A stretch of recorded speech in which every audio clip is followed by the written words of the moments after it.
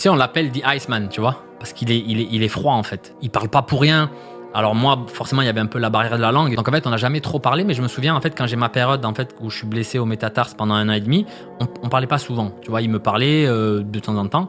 Et en fait, s'il faut, c'est juste, il a senti pas de la pitié, mais tu vois, j'étais blessé, ça faisait 1 an et demi que j'étais blessé, j'étais sur la phase un petit peu où j'allais revenir. Je me rappelle, je suis sur le lit avec le kiné, tu vois, et je suis un peu seul comme ça. Et il me tape sur l'épaule, il me dit ça va? Je dis ouais, ça va, enfin ouais, ça va, tu vois. Et il me dit regarde, le premier de vous deux qui va revenir, ce sera le titulaire jusqu'à la fin de la saison.